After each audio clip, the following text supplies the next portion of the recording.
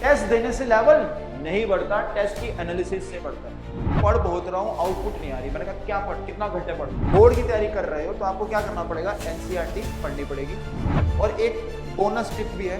Bonus tip क्या है, change in momentum. ठीक है, तो चलिए फिर स्टार्ट करते हैं। तो चलिए फिर इंतजार किस बात का बच्चों, लेक्चर को स्टार्ट कर देते हैं। आप जहां पर पे बैठे रहिए और मेरे साथ लेक्चर को स्टार्ट कर दीजिए। कह दीजिए क्या, जय लॉजिक। हमेशा लॉजिक लगाते रहें, बेसिक्स बनाते रहें। सर आपने कह दिया, हमने मान लिया, वी नीड प्रॉपर लॉजिक। तो हर चीज के पीछे रीजन होना चाहिए।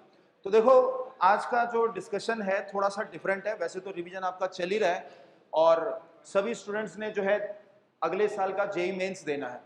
अब आपके साथ जो है बहुत सारे बच्चे प्रिपेयर कर रहे हैं, 11-12 लाख बच्चे प्रिपेयर कर रहे हैं, और आप चाहते हैं कि आपका सिलेक्शन हो, तो ऑब्वियस सी बात है कि बाकियों का नहीं होना चाहिए। अब हर एक जना जो है एनसीईआरटी पढ़ रहा है, सारे सिलेबस करते हैं, तो आपके पास कुछ एक्स्ट्रा एज तो होना चाहिए कि सर हमारे पास ये स्ट्रेटेजी है, हम इस पे वर्क करेंगे तो हमें एक एक्स्ट्रा एज मिलेगा, तो हमारा सिलेक्शन हो जाएगा। तो हमें लॉजिकल डिस्कशन करना है। ओके, तो जय लॉजिक का मतलब क्या है कि हमें लॉजिकल डिस्कशन करना है। तो स्ट्रेटेजी मैटर करती है, जी हाँ, स्ट्रेटेजी मैटर करती है। तो आइए डिस्कस करते हैं क्या स्ट्रेटेजी हम लगाएं, ताकि जो हमारे मान लीजिए let us suppose theoretically 50 number आ रहे थे, तो हम उसको इंक्रीज करके 80 और 80 एंड अबव लेके जाएंगे। और मैं फिजिक्स सब्जेक्ट की बात कर रहा हूं, तो देखो बच्चों, फिजिक्स जो है उसके अंदर स्कोर करना इजी है। मैं ऐसा कैसे कह सकता हूं कि जैसे मैंने खुद आईआईटी जो है क्रैक कर रखा है, तो मेरे जो रियल में मार्क्स थे आउट ऑफ 180, दैट वाज 98, ये थे मेरे मार्क्स। लेकिन हाँ मतलब परसेंटेज वाइज तो कम ही है, चलिए कोई बात नहीं। तो इसके अंदर जो हवा मिली थी, यानी कि all India rank, that was 1914। तो आईआईटी रुड़की में मेरे को इसमें केमिकल मिल गया था 2005 के अंदर। बट मैं जो चीज बताना चाह रहा हूं वो ये नहीं है, बताना ये चाह रहा हूं कि जो 98 मार्क्स थे उसके अंदर अगर हम सब्जेक्ट वाइज मार्क्स देखें तो सिर्फ फिजिक्स के अंदर जो कि 60 मार्क्स का था, तो मेरे थे 54 आउट ऑफ 60। तो जिससे आप देख सकते हो कि मोर देन 50% मार्क्स मैंने एक ही सब्जेक्ट में ले लिए। तो जिससे क्या हुआ कि मेरा ओवरऑल स्कोर जो है अच्छा हो गया। तो अगर ओवरऑल स्कोर अच्छा हो गया तो इससे क्या हुआ कि बेटर रैंक मिल गया। तो जैसे अगर मान लीजिए सब्जेक्ट्स की बात करें, एग्जांपल लेके, मान लो एक सब्जेक्ट है इजी और एक सब्जेक्ट है मुश्किल, तो आपको ज्यादा वर्क किस पे करना चाहिए, इजी वाले पर। लेकिन स्टूडेंट्स की स्ट्रेटजी होती है, अरे ना यार ये मुश्किल है, इस पर ज्यादा मुश्किल आ रहा है, इस पे वर्क करते हैं। भैया अगर लेट अस सपोज फिजिक्स आसान आई है, मैथ्स मुश्किल आया है, अगर आपके फिजिक्स में मार्क्स ज्यादा आ गए और इससे क्या हुआ, आपका ओवरऑल मार्क्स ज्यादा आ गए, तो आपका रैंक बेटर ही आएगा। ठीक है, तो ये एक फिजिक्स एक मेरे को ऐसा सब्जेक्ट लगता है कि जिसके अंदर आप 100 आउट ऑफ 100 आराम से ले सकते हैं। लेकिन अब वही है, कैसे सर, क्या स्ट्रेटेजी लगाएं? तो आइए स्ट्रेटेजी जो है उसके ऊपर डिस्कशन करते हैं। ओके, तो शेयर, हाँ, तो अब स्टूडेंट को जो है ट्रांसफॉर्मेशन करनी है, जैसे गेम में होता है ना, अचानक पावर मिल जाती है मारियो को, अलग मोड आ जाता है, ठीक है ना। तो अलग अलग गेम्स में ऐसा दिखाया होता है, तो ये भी एक गेम ही चल रही है। ठीक है, जिंदगी अपने आप में क्या है, गेम ही है। तो उसका एक बस छोटा सा स्टेज है जिसको हम आईआईटी जेईई कह रहे हैं, जेईई मेंस कह रहे हैं, जेईई एडवांस कह रहे हैं। तो आपने क्या करना है, अब ट्रांसफॉर्मेशन करनी है, यानी कि मेहनत में कोई कमी नहीं होनी चाहिए। तो बिल्कुल एक शेर की तरह ठान लिया तो भैया ठान लिया। तो इस प्रकार की आपकी स्ट्रेटजी होनी चाहिए। ओके, तो आइए थोड़ा सा डेटा बेस्ड जो है बात करते हैं, डेटा के ऊपर बेस्ड बात करते हैं। तो मेरे पास जैसे एक ओवरव्यू है कि डिफरेंट चैप्टर्स में से कितने कितने क्वेश्चन आ रहे हैं। ओके, तो अगर विजिबल नहीं है तो मैं बता देता हूं, यूनिट एंड डायमेंशन से 0 to 1 ये एवरेज है, मतलब पिछले कुछ सालों का एवरेज निकाला गया। जैसे, और वो भी क्या, हर एक शिफ्ट में, जैसे पहली शिफ्ट में एक क्वेश्चन आया, दूसरी शिफ्ट में 2 क्वेश्चन आए। ठीक है, पहली शिफ्ट में एक क्वेश्चन यूनिट एंड डायमेंशन का, फिर एक शाम की शिफ्ट हुई थी उसमें 0, फिर एक अगले दिन सुबह की शिफ्ट हुई उसमें 2 क्वेश्चन आ गए, फिर एक और शिफ्ट हुई शाम की उसमें 1 क्वेश्चन आ गया। तो मैं एवरेज कैसे निकाल रहा हूं, इन सबका सम कर रहा हूं, यानी कि 4 डिवाइड बाय 4 तो 1 आ गया। ठीक है ना, क्लियर है। तो इससे हमें एवरेज एक मिल रहा है। ठीक है, तो रेंज क्या है, 0 to 1, मतलब किसी में 0 भी है, किसी में 1 भी है, तो एवरेज आधा क्वेश्चन आप मान के चल सकते हो, मतलब आ रहा है तो 1 आ रहा है या फिर नहीं आ रहा यूनिट एंड डायमेंशन से। ठीक है, आगे kinematics 1 to 2, loss of motion 0 to 1, work power energy 0 to 1, सेंट्रोमास 1 to 2, यानी कि सेंट्रोमास का एक क्वेश्चन तो आ ही रहा है, मैक्सिमम कितने, 2। उसके बाद रोटेशन 1 to 2, ग्रेविटेशन में भी 1 to 2। यहां पर ध्यान देने की बात क्या बच्चों, जो स्ट्रेटेजी की, रोटेशन चैप्टर जो है बहुत ही एक तरह से कहिए कि अच्छा खासा टाइम कंज्यूमिंग वाला चैप्टर होता है, लगभग 20 एक लेक्चर तो आप ही को लग गए थे। तो अगर प्रिपरेशन करोगे तो रोटेशन में बहुत सारी चीजें बहुत ज्यादा टाइम लगाते हैं बच्चे, लेकिन अगर आप देखें जो क्वेश्चंस आ रहे हैं, कितने आ रहे हैं क्वेश्चन, 1 से 2, यानी कि मतलब ये कहिए कि रोटेशन और ये ग्रेविटेशन को सेम ही रखा है। ग्रेविटेशन कितना छोटा चैप्टर है, 5 से 6 लेक्चर्स का, रोटेशन जो है इतना बड़ा चैप्टर है, लेकिन स्कोर जो है करना है अगर आपको, तो आपको क्या करना पड़ेगा, दोनों चैप्टर्स पर इक्वल वेटेज देनी पड़ेगी। हाँ, लेकिन ऐसा नहीं होना चाहिए कि रोटेशन जब करने लगे तो रोटेशन ही करते जा रहे हैं, तो ग्रेविटेशन पे भी वर्क करना है। आगे हमारे पास है फ्लूइड्स और इलास्टिसिटी, उसके अंदर भी 1 to 2 है। एसएचएम के अंदर 0-1, वेव्स के अंदर 0-1, मतलब ये इतना ज्यादा खास नहीं है। एडवांस के लिए अलग होता है, एडवांस में एसएचएम बहुत ही खास है, ये हम मेंस की बात कर रहे हैं अभी। हाँ, अब कईयों के मन में होगा नहीं सर हम तो जी एडवांस के ऊपर फोकस करना चाह रहे हैं, तो देखो बहुत ही सिंपल सी स्ट्रेटेजी बच्चों, ये जेई मेंस जो है ना जनवरी वाला, अगर इसके अंदर किसी बच्चे के 99+ परसेंटाइल आ गए तो वो अपने आप किसकी तैयारी करेगा बताइए, एडवांस की, तो वो एडवांस की तैयारी करेगा। तो इसका मतलब एडवांस जो है उसकी तैयारी, आईआईटी में जाना है यस सर, तो उसकी तैयारी यहां से स्टार्ट हो रही है। मान लीजिए किसी तरीके से आपने क्या करा कि अभी एडवांस की तैयारी करी और मेंस पे फोकस नहीं करा, आपको ये दिख गया है कि मेंस और एडवांस में फर्क आ रहा है, रोटेशन में सिर्फ और सिर्फ देख रहे हो आप 1 to 2 क्वेश्चंस हैं, लेकिन हाँ एडवांस के लिए रोटेशन प्रॉपर है, मतलब उसके अंदर ग्रेविटेशन वर्सेस रोटेशन में रोटेशन के ज्यादा क्वेश्चन आपको मिलने वाले हैं। तो ये समझ में आ रहा है आपको कि मेंस को क्रैक करना और एडवांस को क्रैक करने की स्ट्रेटजी डिफरेंट है। तो अभी आप अगर मेंस पे फोकस करते हो और 99+ जेई मेंस जो है जनवरी वाला अटेम्प्ट है उसके अंदर ले लेते हैं, तो फिर आपके पास फरवरी, मार्च, अप्रैल, मई पूरा टाइम है जिसके अंदर आप फोकस वे में एडवांस की तैयारी कर सकते हो। तो बताइए ये बात लॉजिकली क्लियर है, यस और नो? तो हमें एडवांस करना है, यस, लेकिन उसके लिए रास्ता जो है पहले जाता है जेई मेंस 2026 का जनवरी अटेम्प्ट, तो उस पर वर्क करना है। ओके, तो जब हम उस पर वर्क करेंगे तो एडवांस की तैयारी हो जाएगी। लेकिन अगर कोई बच्चा कुछ मान लीजिए ओवर कॉन्फिडेंट है कि नहीं सर हमारा तो ये हमें एडवांस के लिए हम तैयारी कर रहे हैं, हमारा पूरा एम ही एडवांस का है, लेट अस सपोज किसी तरीके से वो 98 पे आ गया, रिस्क लिया उसने, एडवांस की रोटेशन करता रहा, एसएचएम करता रहा, सेमीकंडक्टर, ग्रेविटेशन, इस तरह के चैप्टर्स को नेग्लेक्ट किया, तो हो सकता है 98 परसेंटाइल आ जाए। फिर उसके पेरेंट्स और टीचर्स और वो खुद भी क्या चाहेगा कि भैया अप्रैल अटेम्प्ट ढंग से कर लो, और वो फिर जनवरी के बाद फरवरी, मार्च, अप्रैल में दिमाग उसका जो है मतलब बट जाएगा कि एडवांस की तैयारी करूं कि मेंस की करूं, एडवांस की करूं मेंस की करूं। तो इसके कारण क्या होगा कि उसको मेंस पे फोकस करना पड़ेगा, एडवांस की तैयारी सफर हो सकती है। तो इसलिए अपनी पूरी एनर्जी अभी किस पे लगानी है, मेंस पर, ठीक है ना, मेंस पे पूरी एनर्जी लगाइए। तो ये चीज क्लियर होगी। तो हमने ग्रेविटेशन तक देखा ना, फ्लूइड का भी देखा, एसएचएम का भी देखा, वेव्स का भी देखा। थर्मोडायनेमिक्स में देखिए ज्यादा आ रहे हैं 2 से 3, यानी कि थर्मोडायनेमिक्स यहां पर हम मेंशन कर सकते हैं, एक ऐसा टॉपिक है जिस पर वर्क किया जाए, ठीक है ना, हमें मैक्सिमम मार्क्स लेने ना, तो इसलिए थर्मोडायनेमिक्स। इलेक्ट्रोस्टैटिक्स है बड़ा और उसके अंदर से क्वेश्चन भी आ रहे हैं 2 से 3। करंट इलेक्ट्रिसिटी 1 से 2, मैग्नेटिक्स 1 से 2, इंडक्शन एसी में 1 से 2, यानी कि ज्यादा इंपॉर्टेंट नहीं है ये मेंस के हिसाब से, लेकिन एडवांस में तो अल्टरनेटिंग करंट के ऊपर अच्छे क्वेश्चन आते हैं। ऑप्टिक्स 2 से 3। खतरनाक चीज जहां पर आप देख सकते हो, बड़ी ही अजीब सी लग रही है, ये सेमीकंडक्टर कम्युनिकेशन वगैरह जो है 3 से 4। तो मतलब आपने मॉडर्न फिजिक्स और ऑप्टिक्स अगर कब्जे में करा है तो अच्छे खासे आप मार्क्स यहाँ पर ले सकते हैं। तो क्या स्ट्रेटजी बनाए सर?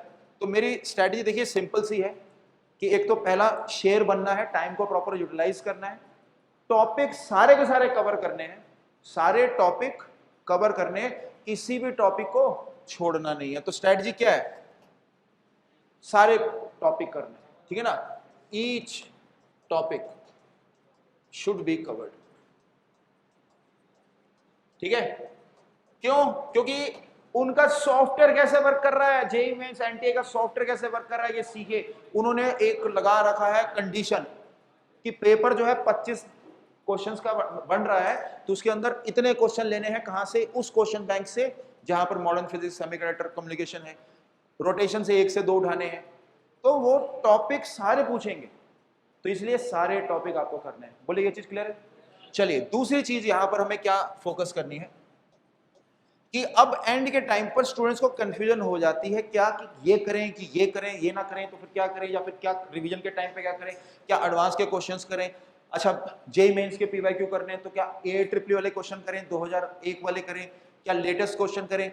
तो एंड में इस कंफ्यूजन को दूर करने का एक बढ़िया सा तरीका क्या है कि आप क्या करें, जैसे आपके बैच के अंदर ही पीवाईक्यूज अवेलेबल है, और जो ऑनलाइन ये सेशन देख रहे हैं तो मैं भी चाहूंगा डिस्क्रिप्शन में हम वो पीवाईक्यूज का लिंक एक दे दें, जिससे क्या हो कि सभी स्टूडेंट्स को 2021 ऑनवर्ड्स पीवाईक्यूज मिल जाए। यानी कि आप क्या करो, एक मतलब जैसे घोड़ा जब भागता है ना तो उसका मालिक क्या करता है, उसके मतलब कह लीजिए मुकुट एक ऐसा पहना देता है जिससे घोड़े को आसपास दिखता ही नहीं, सिर्फ और सिर्फ क्या दिखती है उसको, सड़क, तो वो सड़क पे भागता रहता है। तो वैसे ही मैं चाहता हूं कि स्टूडेंट्स को ज्यादा इधर उधर नहीं सोचना कि सर एंड में अब कौन सी बुक करें, ये तो सर रिवीजन मैंने कर लिया HC वर्मा, अब मैं दोबारा से करूं। तो देखिए एक चीज जो आपको करनी चाहिए और वो है पीवाईक्यूज। एंड के टाइम पर आके आपको क्या करने चाहिए, पीवाईक्यूज, और 5 इयर्स के पीवाईक्यूज जो हैं वो सारे करिए। लॉजिक क्या है, लॉजिक सिंपल सा है कि जेईई मेंस के अंदर क्वेश्चन रिपीट होते हैं, यस, तो अगर क्वेश्चन रिपीट होते हैं तो इसका मतलब क्वेश्चन किसी क्वेश्चन बैंक से आ रहे हैं, और वो क्वेश्चन बैंक जो है वो आपको अगर देखना है कि भैया कैसा है, तो एक बेस्ट तरीका क्या है कि 5 इयर्स के पीवाईक्यूज आप कर लीजिए। तो वो PDF आपके पास अवेलेबल है, हर एक चैप्टर के पीवाईक्यूज जो है कर डालिए, टाइम सफिशिएंट है, आराम से हो जाएंगे। लेकिन अगर कोई ऐसा स्टूडेंट है कि नहीं सर हमने पीवाईक्यू पहले से ही कर लिए, हमने तो 5 इयर्स पीवाईक्यू साथ साथ ही सारे कर लिए हैं, हमारे पास तो अब कोई और टास्क नहीं मिल रहा हमें, तो आप क्या कर सकते हो, NTA की जो ऐप है, ऑफिशियल ऐप, उससे भी आप प्रैक्टिस कर सकते हो। तो NTA की जो ऑफिशियल ऐप है उसके अंदर भी आप जाके प्रैक्टिस कर सकते हो, क्योंकि वहां पर जो क्वेश्चंस आएंगे वो भी उसी क्वेश्चन बैंक से ही आ रहे हैं। तो लॉजिक सिंपल सा है कि अगर आपके 25 क्वेश्चन में से 2-3 क्वेश्चन ऐसे आ गए जो कि आपने क्वेश्चन पढ़े, आपको आंसर पता थे, तो आप समझ सकते हो कि 2-3 मल्टीप्लाइड में लगभग 2 से 3 मिनट आप लगा रहे हो, तो अच्छा खासा 10-15 मिनट बच सकते हैं आपके, और वो 10-15 मिनट ही जो है आपके मैथ्स में और केमिस्ट्री के अंदर जाएंगे, जिससे क्या होगा कि आप ओवरऑल अपना स्कोर जो है और अच्छा कर पाओगे और रैंक जो है उसमें आने वाला है। ठीक है ना? तो इसलिए NTA की ऑफिशियल जो कह लीजिए ऐप है उससे भी आपको वर्क करना है। क्लियर है? तीसरी चीज क्या है, तो कोई गैस करना चाहेगा, या स्टूडेंट्स जो है बताना चाहेंगे, सोचिए ना, बताइए क्या लगता है। सिली मिस्टेक, सिली मिस्टेक पे कंट्रोल बिल्कुल होना ही चाहिए। टेस्टिंग, तो तीसरा क्या है कि टेस्ट देने बहुत जरूरी है। स्टूडेंट रिवीजन कर रहे हैं, पीवाईक्यू कर रहे हैं, क्लास के अंदर सुन रहे हैं, हाँ सर क्लास में आपने ये होमवर्क दिया, लेकिन अब वो ये क्लास में सॉल्व कौन कर रहा है, टीचर, या फिर अगर आप कोई ऑनलाइन वीडियो देख रहे हैं तो वहां पर कौन सॉल्व कर रहा है, टीचर। कई बार डाउट्स में बच्चे आते हैं ना, तो मैंने पूछा कि भैया क्या दिक्कत आ रही है, कि सर मैं पढ़ बहुत रहा हूँ, आउटपुट नहीं आ रही। मैंने कहा क्या कितना घंटे पढ़ते हो, सर 10 घंटे हो जाते हैं। मैंने कहा कैसे, सर 6 घंटे की तो मैं सर ऑफलाइन क्लासेस लेता हूँ, और फिर जो ऑफलाइन क्लासेस में नहीं समझ में आता वो घर जाके उसकी वीडियो देखता हूँ, फिर नोट्स बनाता हूँ, और फिर उसके बाद जो है कई बार नहीं समझ आया तो मैं यूट्यूब पर भी जो है वीडियो देखने लग जाता हूँ, वही उसी टॉपिक से रिलेटेड, सर देखो मैं पढ़ रहा हूँ। मैंने उससे सिर्फ एक छोटा सा सवाल पूछा, क्या, कि भाई सेल्फ स्टडी करी। मैंने कहा कि बुक HC वर्मा या फिर कोई बुक जो आप फॉलो करते हो, क्या खोल के पढ़ा उसमें से? तो उसका बच्चे का लिटरली पता आंसर क्या था, कि सर क्या ये पढ़ना होता है, बुक खोलनी होती है? तो आई वाज शॉक्ड, मैं कहा यार ऐसे भी हो गया है। तो ये क्यों हो गया, क्योंकि स्टूडेंट्स जो है वो टोटली मतलब ऐसा सोच रहा, मतलब मेरे को लग रहा है कि जो कोविड का असर पड़ा है, कई बार बच्चे कहते हैं, मैं कहा भाई आपकी सब्जेक्ट जो है इतना स्ट्रॉन्ग क्यों नहीं हो रहा, कि सर अरे सर कोविड। मैंने कहा क्या कोविड, तो बहुत पुराना था। तो बच्चा क्या कहता है, सर हाँ वो 7th 8th क्लास हमारी तब इफेक्ट हो गई थी ना, तो 7th 8th उसके कारण 9th 10th भी इफेक्ट हो गया। तो इसलिए बुक खोल के पढ़ना बहुत जरूरी है। और इसी प्रकार से कि भैया जो आपकी प्रिपरेशन चल रही है, आपको लग रहा है कि आपकी प्रिपरेशन बहुत अच्छी है क्योंकि सर हमसे पीवाईक्यू हो रहे हैं, अरे भैया हर साल बच्चे जो है पीवाईक्यू करके जा रहे होते हैं, उनसे भी हो रहे होते हैं, क्योंकि लेवल जो है जेईई मेंस का आप देखेंगे कि इतना होता है कि क्वेश्चंस आसानी से बच्चे सॉल्व कर लेते हैं, लेकिन कब, घर पर आके पेपर के दौरान सारे क्वेश्चन करना बहुत बहुत डिफिकल्ट होता है। जैसे लास्ट ईयर यहाँ पर आपको पता ही है 4 बच्चों ने फिजिक्स के अंदर 100% इसके लिए क्लैपिंग बनती है। 4 बच्चे 100% लेके आए। तो 100% जो लेके आए उन्होंने ये स्ट्रेटजी प्रॉपर फॉलो करी थी, पीवाईक्यू सारे करे थे। लेकिन हाँ, during the paper full out of full marks लेना रियली में चैलेंजिंग है। लेकिन हाँ, उसको हम कैसे लेस चैलेंजिंग कर सकते हैं, बहुत सारे मॉक टेस्ट देके, ठीक है ना। तो लॉट ऑफ टेस्ट आपको देने हैं, ठीक है ना। कितना दे सकते हैं लॉट ऑफ टेस्ट, मतलब आप ये समझ के चलिए कि शुरुआत में अभी जैसे 3 मंथ बचे हुए हैं, ठीक है। तो फर्स्ट मंथ हो गया, ठीक है, उसके बाद सेकंड और फिर ये थर्ड मंथ, ठीक है। तो हमारे पास 3 मंथ है ना। तो अभी मैं कहूंगा कि सिलेबस जो है उसके अंदर पीवाईक्यूज पर ही फोकस करें। आखिरी का जो मंथ आएगा उसके अंदर 3 हफ्ते मतलब 4 हफ्ते मैं मान लेता हूं कि देयर आर सम मतलब काइंड ऑफ 4 वीक्स। तो लगभग मतलब 4 हफ्ते 5 भी हो सकते हैं कभी, मतलब वो डिपेंड करता है मंडे कहां से आता है। तो 4 हफ्ते मान लेते हैं। तो 4 हफ्ते का टाइम है। इसके अंदर स्टार्टिंग में आप क्या कर सकते हो, 1 से 2 टेस्ट इसमें आप पर वीक दीजिए, और फिर उसके बाद 3 to 4 और एंड के अंदर भी मतलब आप 1 से 2 टेस्ट, इस तरीके से आपको टेस्ट देने चाहिए, ठीक है। और टेस्ट की एनालिसिस बहुत जरूरी है। क्या लेवल टेस्ट देने से बढ़ता है? नहीं, ये हमेशा जब भी पूछो टेस्ट देने से लेवल बढ़ता है, बच्चे कहते हैं हाँ सर बढ़ता है। टेस्ट देने से लेवल नहीं बढ़ता, टेस्ट की एनालिसिस से बढ़ता है। तो आपको क्या करना है, यहां पर प्रॉपर टेस्ट की एनालिसिस होनी चाहिए। अब टेस्ट की एनालिसिस कैसे करें? सिर्फ और सिर्फ 3 चीजें हैं जिनके कारण मार्क्स कटते हैं। कौन कौन सी 3 चीजें? नहीं, ऐसा नहीं, सिली मिस्टेक, दूसरा सिली मिस्टेक, तीसरा सिली मिस्टेक नहीं। सिली मिस्टेक तो एक हो गई, और बताइए। सिली मिस्टेक, टाइम की कमी, ये भी सही है, और आता नहीं था, आता नहीं था। नहीं, वो सारी चीजें तो अलग हैं, वो तो हम अलग भी उसके लिए डिस्कशन रखेंगे कि जिस दिन पेपर होगा उस दिन क्या करना है टाइप से ना, ठीक है। क्योंकि वो असल में क्या होता है कि जिस दिन पेपर हो उस दिन वो ना बच्चे क्या करते हैं, सब कुछ ही डिफरेंट एनवायरनमेंट सा बन जाता है। मतलब उस दिन ही पूजा करने लग जाएंगे, रिश्तेदार भी आ जाएंगे, छोड़ने के लिए जा रहे हैं, स्कूल आपने देखा इतना बड़ा स्कूल है, तो थोड़ा ज्यादा स्ट्रेस में बच्चे चले जाते हैं, वो अलग टॉपिक है। अभी हमारा टॉपिक है कि भैया 3 महीने पढ़े हुए हैं, तो क्या हम करें कि हम अपना फिजिक्स के अंदर मैक्सिमम से मैक्सिमम स्कोर कर पाए। और वो मैक्सिमम मैंने आपको क्या बताया, 100। लिमिटेशन जो है सिर्फ आपके माइंड में है। प्रैक्टिकली 100 आउट ऑफ 100 लेना जो है पॉसिबल है, हाँ मुश्किल है बट वो पॉसिबल है। क्यों? क्योंकि जो पेपर का लेवल आ रहा है वो ऐसा आ रहा है कि आप हर एक पीवाईक्यू कर पा रहे हो। अगर हर एक पीवाईक्यू कर पा रहे हो तो 2026 का जो जेईई मेंस का पेपर आपकी शिफ्ट का होगा ना, वो भी आपसे होगा, पूरे के पूरे क्वेश्चंस आपसे होंगे, लेकिन आपको पेपर के दौरान करना है। तो वो पेपर के दौरान जो मिस्टेक्स होती हैं उस पर आप वर्क कर लीजिए। आप देखिए कि आपकी क्या मिस्टेक है, आप किस कैटेगरी किस श्रेणी में आ रहे हैं, कि आपको आता नहीं था। अगर ये बहुत सारे क्वेश्चंस ऐसे हो रहे हैं कि जो आपको नहीं आते, तो आप क्या करें, आप टेस्ट अभी मत दीजिए, टेस्ट वाले जो पार्ट में मत आइए, क्योंकि पहले आपको क्या करना है, थ्योरी ढंग से करनी है, इससे बचना है। सबसे पहला टारगेट होना चाहिए कि सर हम सारे के सारे टॉपिक्स करेंगे। जब आपने इस पे वर्क कर लिया, फिर आपके पास है सिली मिस्टेक और टाइम में कमी। टाइम में कमी जो है ना और सिली मिस्टेक, ये दोनों आपस में लिंक्ड होते हैं। अगर आप सिली मिस्टेक अपनी कम करोगे ना तो टाइम आपको ज्यादा लगने लग जाएगा। तो हमें क्या करना है कि स्पीड अप होना है, सिली मिस्टेक ज्यादा करनी है, या फिर हमें स्पीड डाउन होना है, सिली मिस्टेक कम करनी है। सिली मिस्टेक कम करनी है। क्यों? क्योंकि हम पहले दौड़ना सीखते हैं कि चलना।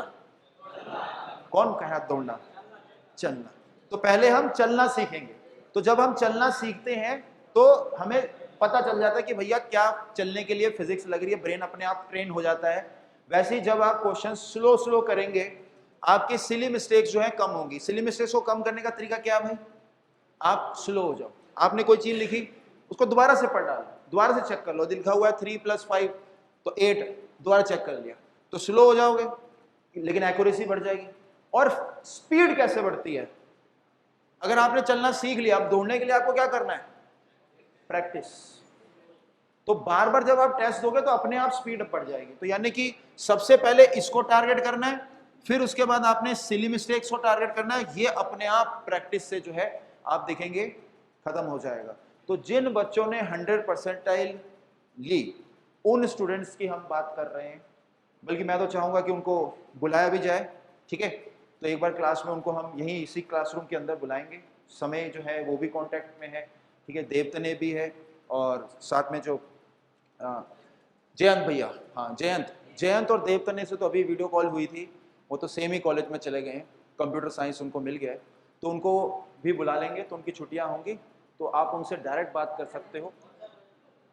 तो IIT-BHU, ठीक है, तो कंप्यूटर साइंस मिल गया है, तो अब वो आएंगे तो उनसे भी आप पूछ सकते हो। फाइनली वो यही चीजें बताने वाले हैं कि हमने क्या किया, हमने फोकस करा था, रेगुलर क्लास में आए थे, फोकस वे में जो जो चीजें बताई गई थी उस पर हमने वर्क करा। बोले क्लियर है? तो ये एक प्रॉपर स्ट्रेटजी बन गई। तो मैं जस्ट एक रिकैप दे देता हूं और फिर हम इस सेशन को खत्म करके आगे बढ़ते हैं। और क्योंकि हमें टाइम को प्रॉपर यूटिलाइज करना है, एक ही चीज है वो क्या है हमारे पास, टाइम, और उसको प्रॉपरली यूटिलाइज करके जो है हमने वर्क करना है। तो स्ट्रेटजी क्या है हमारी स्ट्रेटजी ये कि अभी भैया 3 महीने बचे हुए हैं, तो उन 3 महीने के अंदर मेन जो चीज हमें करनी है वो क्या है, हर एक टॉपिक को साथ लेके चलना है।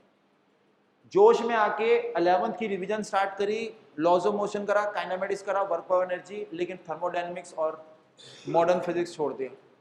ऐसा नहीं होना चाहिए, हर एक टॉपिक को साथ लेके चलना है। ये चीज समझ में आई? अब कईयों के कुछ टॉपिक्स अच्छे होंगे, कुछ टॉपिक वीक होंगे, तो आप अपने वीक टॉपिक पे वर्क करिए, ठीक है, वीक टॉपिक्स पे वर्क करिए और फुल सिलेबस की रिवीजन करनी बहुत जरूरी है। ये आ गया पहला पॉइंट। दूसरा पॉइंट क्या है? दूसरा पॉइंट क्या है, आपको PYQs को प्रायोरिटी देनी है। क्योंकि होगा क्या, अगर कोई बच्चा मान लो SHM कर रहा है, अब उसके अंदर एडवांस के क्वेश्चंस भी होते हैं, कुछ ओलंपियाड लेवल के भी होते हैं, कुछ इरोडोव के क्वेश्चन। जैसे मेरे को याद है मैं क्या करता था, कोई भी बुक आती थी अपने टेबल पे रख लेता था, तो मेरे पास इरोडोव भी थी, शेलोनोव भी थी, DC पांडे, BM शर्मा, ऐसे सारी मतलब जितनी भी बुक्स होती जो भी मार्केट में आती थी मैं ले आता था। बट मेरे को पता है कि कोई फायदा नहीं हुआ उसका। फायदा किस चीज का हुआ कि एक बुक करो, ढंग से करो, ठीक है ना। तो एक बुक ढंग से करो, और वो चीज जहां पर मैं आपको क्या बोल रहा हूं कि आप सिर्फ और सिर्फ किस पे फोकस करो, PYQs।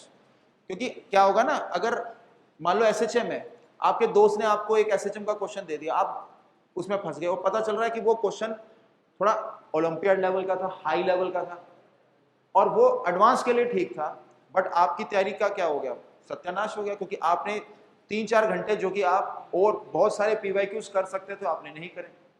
तो क्या करना है आपको, PYQ पर फोकस करना है, प्रीवियस ईयर क्वेश्चंस पर। बल्कि एक सिंपल सा रूल है, कोई भी कॉम्पिटिटिव एग्जाम अगर आप उसके PYQ कर पा रहे हो ना, तो आपको किसी और की आपको कंफर्मेशन की जरूरत नहीं है। जैसे आपका फ्रेंड कह रहा है तेरी तो यार तैयारी है नहीं, तेरे से रोटेशन का क्वेश्चन नहीं हो रहा, आपने कहना कि मेरे से PYQ हो रहे ना, तो बस आगे इसका मतलब है कि मेरे को कोई जज ना करे। मेरे से PYQ हो गए, इसका मतलब मैं इस एग्जाम के लिए, इस एग्जाम का जो रियल एग्जाम होगा उसको मैं फोड़ दूंगा। हाँ, ऐसा नहीं होना चाहिए कि आपने टॉपिक छोड़ दी। जैसे कोई सेमीकंडक्टर का क्वेश्चन आया JEE मेंस का, लेकिन आप क्या कर रहे थे, SHM का ओलंपियाड का क्वेश्चन कर रहे थे, तो वो बच्चा जो है ना, वो अब आपका मतलब कहिए कि कंपटीशन कम कर रहा है। कौन सा बच्चा, जो ऐसे क्वेश्चंस कर रहा है जिनका रेलिवेंस मेंस के साथ नहीं है।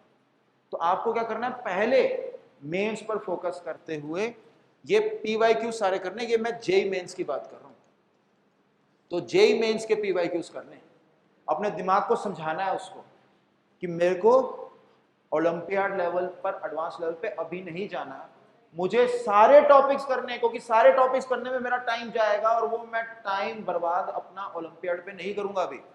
अभी मैं JEE मेंस के सारे टॉपिक्स करूंगा, टाइम मेरे पास उतना नहीं है, ठीक है। तो ये सेकंड पॉइंट भी समझ में आ गया। तीसरा क्या था, टेस्ट देंगे, और टेस्ट देते समय 3 तरह की सिर्फ मिस्टेक होती है। देखो कितना नंबर, यहां पर भी 3 पॉइंट्स, और इसके अंदर भी क्या आपके पास 3 पॉइंट्स। सिली मिस्टेक हो सकती है, आप चेक करें कि आपकी सिली मिस्टेक हो रही है कि नहीं हो रही, टेस्ट की एनालिसिस करिए, हो रही है, ठीक है। आता है कि नहीं आता, आता है। जिनको पहली बार अगर ये नहीं आता, कोई क्वेश्चन नहीं आता, तो आप पहले उस पर वर्क करो, तो पहली चीज जो है जिसपे हमें वर्क करना चाहिए वो क्या, कि नॉलेज हमारी प्रॉपर हो, हमें सारे टॉपिक्स आते हो, ये हो गया। फिर उसके बाद आप सिली मिस्टेक पे वर्क करिए। सिली मिस्टेक पे कैसे वर्क करें, स्लो डाउन हो जाइए, स्लो चलिए, स्लो आराम से दोबारा से क्वेश्चन को पढ़ डालिए। टाइम लगता है कोई बात नहीं, एक्यूरेसी तो बढ़ेगी ना। और फिर सिली मिस्टेक कैसे कंट्रोल होगी, सिली मिस्टेक्स जो है वो तो कंट्रोल हो गई क्योंकि हम स्लो हो गए। टाइम कैसे हम जो है अपना कम से कम टाइम में जो है पेपर करेंगे, तो आंसर है बिल्कुल सिंपल सा, बहुत ही अच्छी तरह से आप जानते हो, प्रैक्टिस। तो बार बार जब हमें आता हुआ क्वेश्चन दोबारा से करेंगे, थोड़ा फास्ट हम करने लग जाते हैं। तो बस यही मतलब कहिए गुरु मंत्र है, इन चीज़ों पे आपको वर्क करना है। तो अब हम आपसे आपके कुछ ऐसे सवाल जो कि आपको लग रहा है कि आपके मन में आ रहे हैं और मैंने उसको कवर नहीं करा, तो पूछ सकते हैं। तो any question you want to ask. हाँ, इसे में बोल दो। हाँ, माइक है, अच्छा।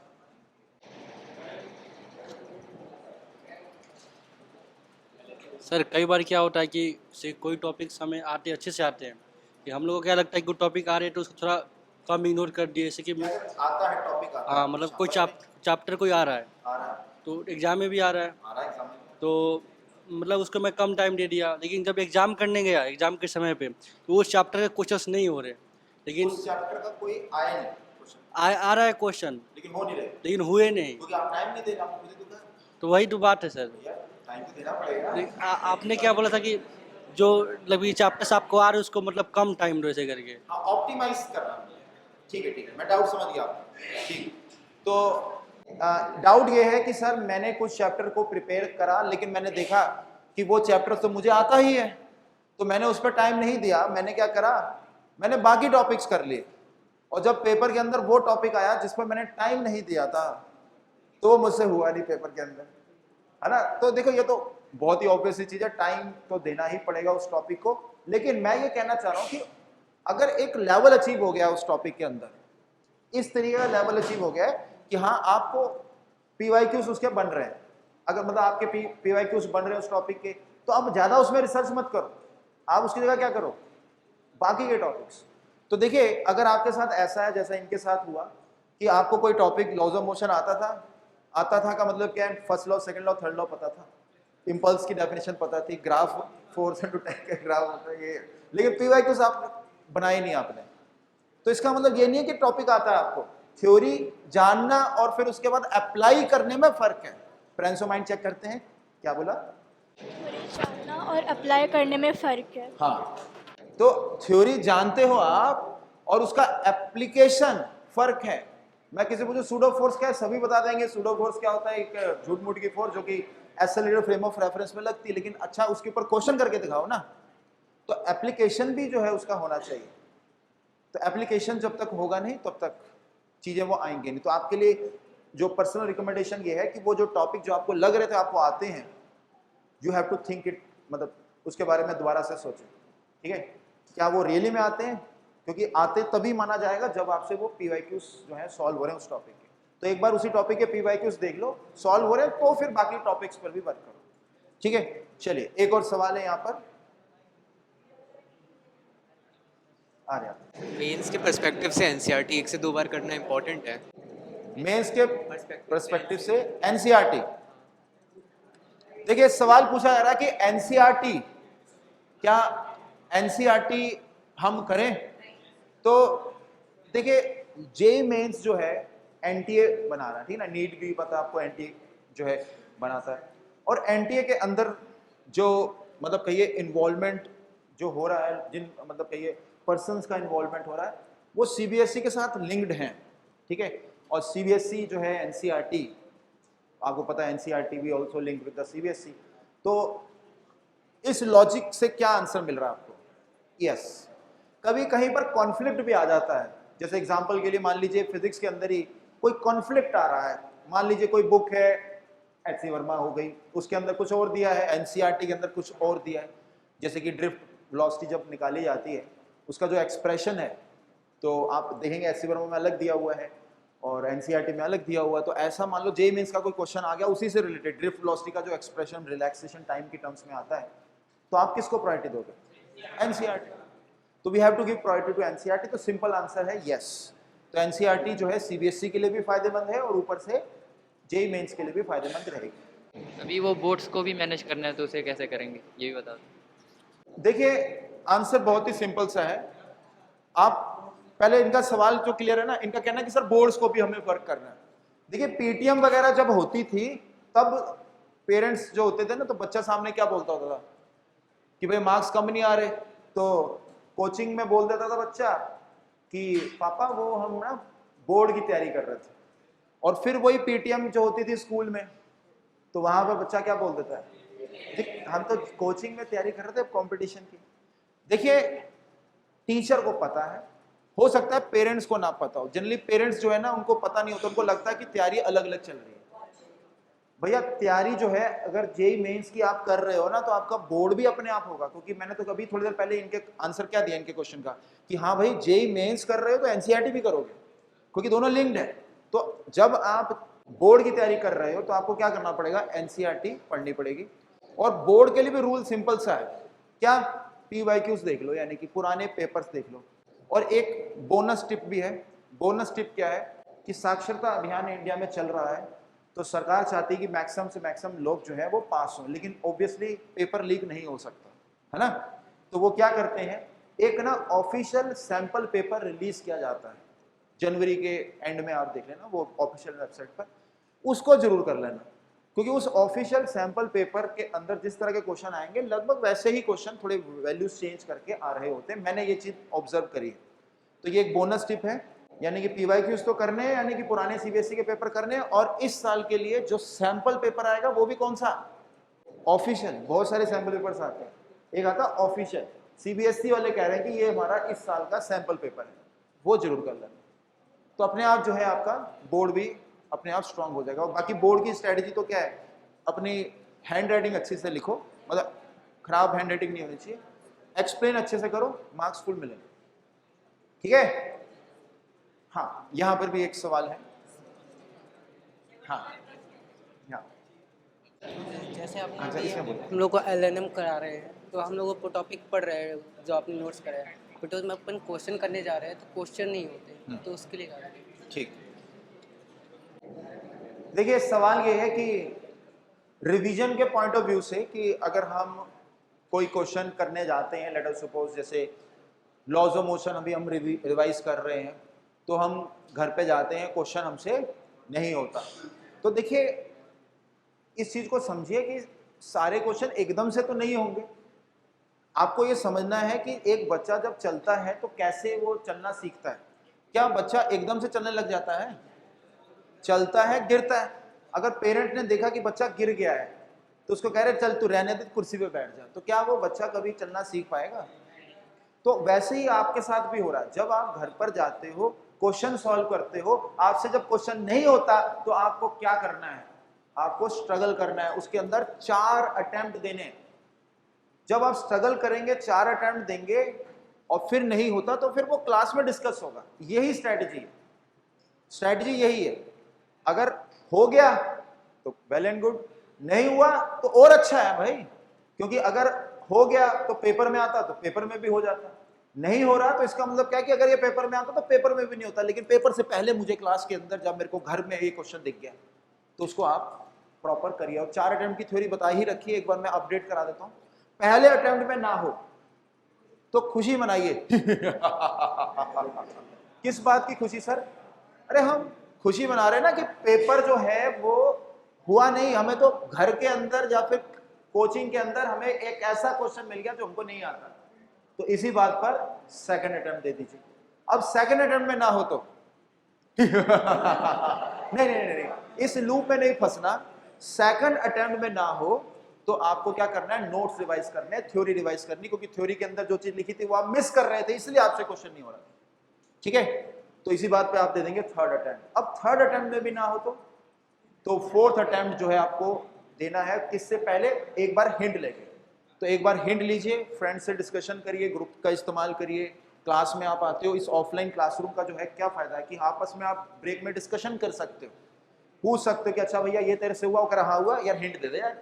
वो आपके दोस्त ही आपको बहुत सारी चीजें सिखा देंगे जो आपको टीचर जो है आपको बता रहा था, आपको समझ में नहीं आया, लेकिन दोस्त ने बताया और कहा अच्छा यार तूने सही से बता दिया। लेकिन हिंट तो मांगो जिससे हुआ है, ठीक है ना। जिसने क्वेश्चन कर लिया उससे हिंट मांगे तो आपको वो हिंट देगा और उससे पता चल जाएगा आपको कि अच्छा ऐसा करना है। तो ये 4 अटेम्प्ट की थ्योरी लगाइए और फिर क्लास में आइए, डिस्कस करेंगे, सीख जाओगे। ऐसे ही होता है।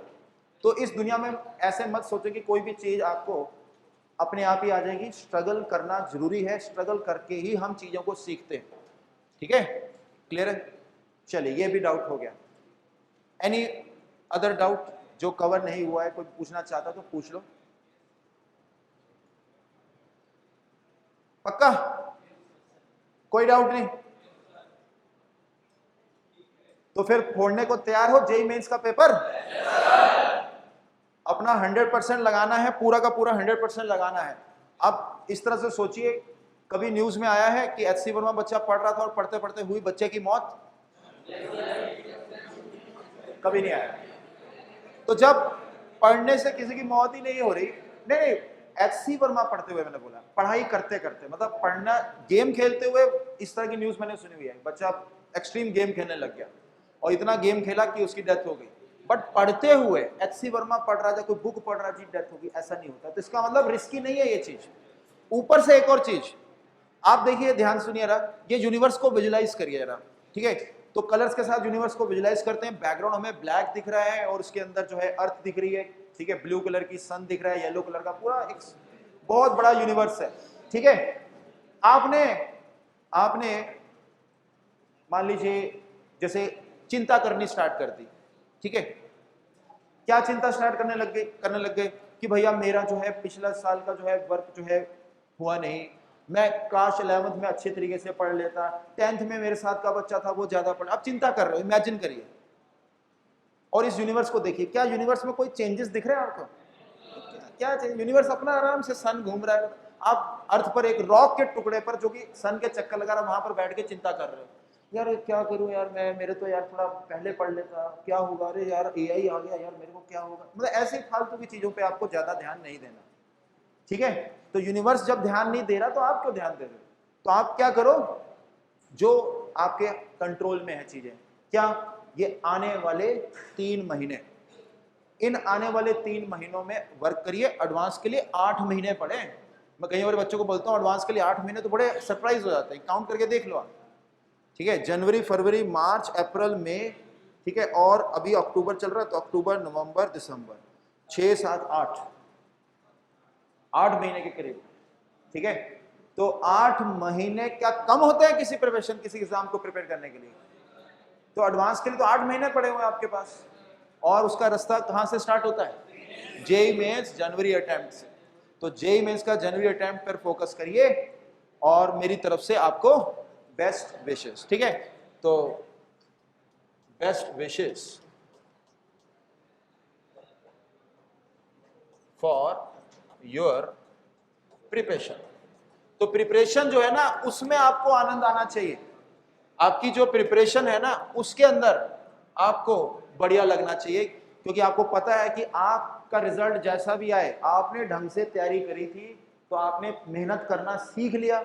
मेहनत करना सीख लिया तो आप लाइफ में अब कुछ भी सीख सकते हैं, ठीक है। तो मेहनत करना जो है वो बहुत जरूरी है। प्रिपरेशन के लिए बेस्ट ऑफ लक, ओके। तो चलिए फिर, दैट्स ऑल फॉर टुडे।